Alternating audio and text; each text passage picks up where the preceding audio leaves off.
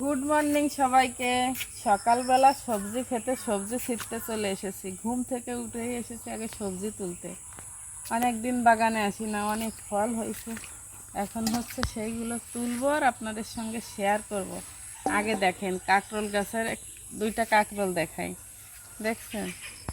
মনে হচ্ছে না যে আম, মানে সাইজ দেখে আমিও পুরো অবাক হয়ে গেছি।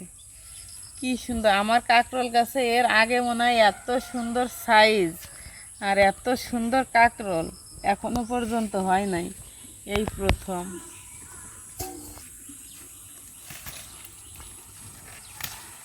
এই যে বলেন, এরকমের কাঁকরোলের সাইজ কি সচরাচর দেখা যায়? আরও আছে।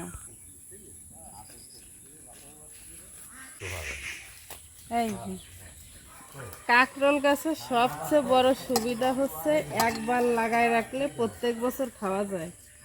আমরা লাগাইছি আর এই যে সারা বছর কম বেশি একটু একটু করে হয়েই যাচ্ছে। আর এখন হচ্ছে সিজন, তাই কারণে অনেক বেশি হয়েছে। টাটকা টাটকা সবজি, এক গামলা কাঁকরোল। আরও আছে, খুঁজলে আরও পাওয়া যাবে।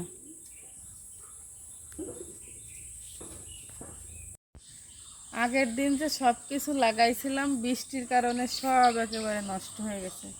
এত বৃষ্টি হচ্ছে, কিন্তু এই যে পুঁই শাকগুলো ভালোই হয়েছে, আর লাল শাকও লাগাইছিলাম সেগুলো ভালো হয়নি বৃষ্টির কারণে। এত বৃষ্টি এবার, যার কারণে সবজি খেতে তেমন কিছুই হয় নাই।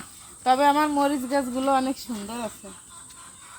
মরিচ গাছ থেকে তো আমরা নিয়মিত মরিচ খাচ্ছি।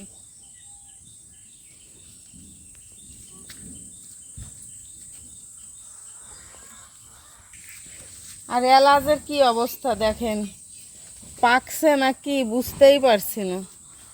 একটা কি ছিঁড়বো নাকি কি করব? এলাচ একটা ছিঁড়ে দেখবো কি অবস্থা, বুঝতে পারছি না। একটা ছিঁড়ার পর যদি দেখি যে পাকি নাই, তাহলে আবার মনটা অনেক খারাপ হয়ে যাবে। থাক আরেক সপ্তাহ, তাই না?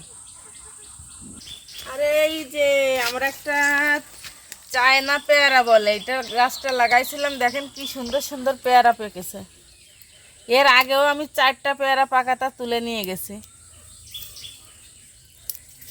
খেতে এত মিষ্টি, যদিও সাইজ একটু ছোট, কিন্তু খেতে অনেক মিষ্টি, অনেক। আর এই পেয়ারা কিন্তু বেশি পাকলে ভালো লাগে না, একটু মচমচে শক্ত থাকবে এরকমের পেয়ারা হলে আমি আমার রাজা দুজনেই পছন্দ করি।